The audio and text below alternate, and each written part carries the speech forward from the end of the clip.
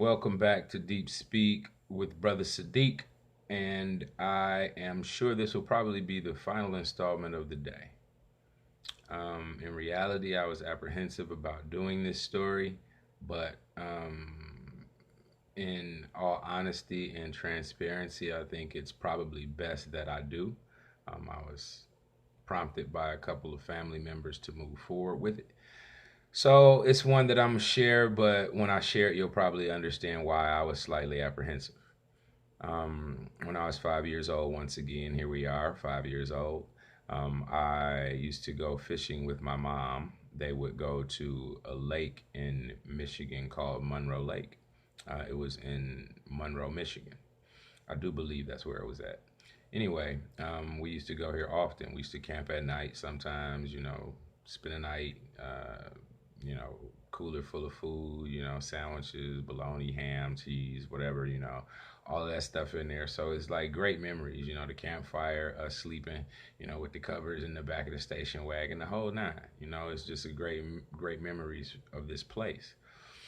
Well, there is one memory, and it's not a negative memory. It's just there is one memory that, just using Linda Moulton Howe's words, she calls it high strangeness. Okay, so one time we went to this place to fish, and when you pull into the area, so if you pull in, you go off to the left to park your car, and there is also like docking, where you can fish off the dock area over there. And so down in front, like if you continue forward, you could take your boat into the ramp over there. And over here to, I guess, the right, I don't know how that looks in the camera, but anyway, over there on this side, there's a large field, probably half the length of a football field, maybe three quarters. Anyway, while they would fish over there on the dock, I would be in the field over here. So between us is like where you would take the ramp down for your boats. Anyway, I was 5 years old, so what's this, 78? Anyway, damn, that made me sound old. So in 78, damn, boy, anyway, you stop saying anyway. Point being, I was playing in the field, enjoying myself, probably like smacking bees, putting them in like spider webs. That was like great entertainment when I was a kid. Chasing butterflies, whatever. Anyway, I was playing in the field, and at the end of the field, so the field's like I said, about a three quarters of a football field, and it's just grass or whatever. And to the back, I guess there be woods, maybe the back here there's a wooded area, and at the end of the field's like a fence, and so beyond there is water, and then around is water, and so it's just water everywhere else. So I'm playing in the field, and I look at the end of the field where the fence is, and I see what looks like a very, very, very dim sun rising. Right, like it's already daylight though, so it's not the sunrise. It's probably 10:30 in the morning or something. Bright sunny day. And so I see this shape circular. I am, in my mind, I'm 5 years old. I'm thinking it's a balloon or a ball, and it's glowing. It has a slight glow to it. It's coming up, and it's like, like I said, if you've seen the movies where the sun comes over the horizon, you just see the edge, and then finally you can kind of see the shape. And so as it's gradually going up, I'm looking at it and I'm amazed. And so I start running towards it. I'm thinking to myself, it's a balloon. If it's a balloon, I'm heavy enough to jump on top of it, weigh it down, have one of the adults, tie a string to it or something, and then I got this like coolest balloon the world has ever seen, right? So that's where I'm at. So I'm really excited. I'm running towards the balloon or whatever, and the glowing balloon, right? And so while I'm running, my mom calls me, and my nickname I mentioned Flintstone. She Flint, and in my mind I'm like, oh my God, mom called me, but I'm running toward this boo. I want to get the balloon because it's going up. Like if I don't jump and get on top of it before it reaches a certain height, I won't be able to jump and get on top of it at all, and I'm just gonna have to watch it float away and be disappointed by that. So I'm running and she's calling, And I never disobey mom. You know, I love mom. I'm a mama's boy, so whatever. Anyway, she calling me, and I'm like debating in my head: do I go back to her or do I go forward to, you know, this lit up balloon? And I know that if I go back to her, I won't be able to get the balloon. So, you know, this time I go towards the balloon. I keep running. I go towards the balloon. I gotta get it. So never seen it before. Once in a lifetime experience, right? Beautiful, great. You know, so I'm super excited about it. So I decided to keep running towards the balloon, but I don't remember anything from there. I don't remember arriving at the balloon. I don't remember jumping to get on the balloon. I don't remember anything from that point. So my sister, you know, always growing up, used to say, "Yeah, you was missing for a couple of hours," you know, and she's like 3 years older than me. She's you missed a couple of hours, and I remember you just walked out the woods, and you know, mom was like, "Where you was at?" And you was just like all weirded out or whatever, and so you know, I just never really took much account into it. But my sister always, you know, said, "Boy, you got abducted."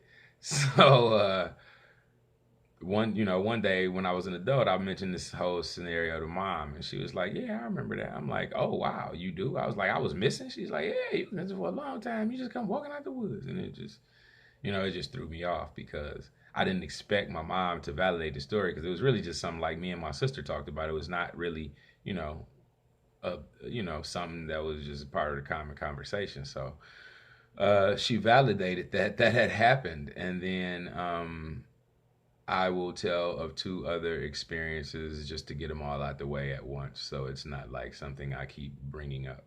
Um, Another time, very unique thing happened. I was married to my first wife. I was living in Bloomington, Indiana, on South Rogers Street. Um, my son is 23 now. So anyway, this is before Junior was born.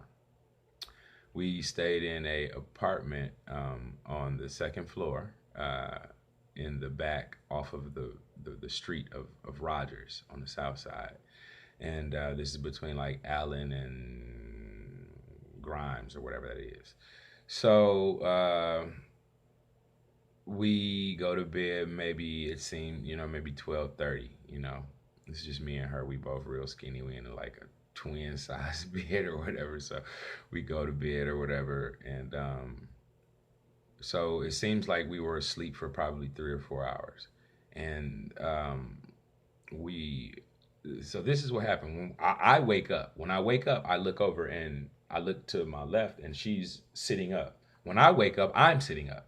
So when I wake up in the bed, I'm already sitting up, feet, you know, legs in the bed under cover. I'm under the covers, but I'm just sitting up, erect, like, you know, just. So when I wake up and I come to that way, and I look at her, I look at my wife, and I'm like, why are you, you know, what are you doing up? Why are you up? And she's like, I don't know. What are you doing up? And I'm like, I don't know either. And so we both just kind of just lay back down, and that was that. You know, we go to sleep. So in the morning, when I wake up, finally, eventually, really wake up, it's daylight, and I ask her, I'm like, you know, what was you sitting up in the bed for last night? And she like, I don't know. That was weird. What was you sitting up for? I was like, I have no idea. I was like, but did you notice the clock? And she was like, no, I didn't really notice the clock, but I did notice. And so I was like, well, this is what I noticed. I was like, look, when I sat up, I noticed the clock, the numbers on the clock. It's a digital clock, right? So you got the 10. So this is the numbers on the clock when I woke up, you know, at the 4 in the morning or whatever, 4:30 in the morning. I see the clock, and the numbers on the clocks is the 1 0, and then you got the dot dot, and then there was no number at all, and then there was a 1. So the clock was like messed up, right? So digitally it was all messed up. I remember the numbers, you know, okay, 10, you know, it had a dot dot, no number, and a 1. So that's what I remembered. And then she was like, yeah, I remember light coming through the window too. And I remembered after she, you know, like said it, oh my God, you're right.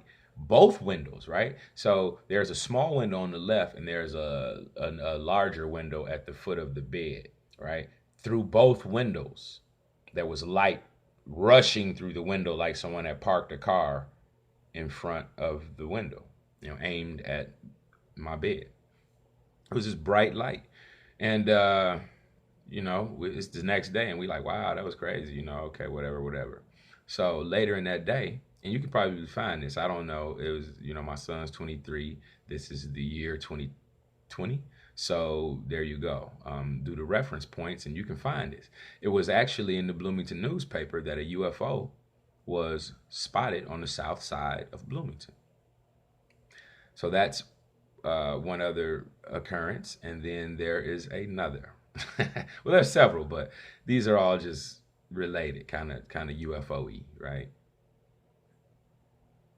You know what? In fact, I think that's enough for tonight. I think that's enough, because I don't want to be the weird guy before you understand the purpose of all of this, right? I'm not just talking about, oh yeah, I'm weird, I've seen UFOs, and because I didn't see it. I didn't see anything. I didn't see a UFO.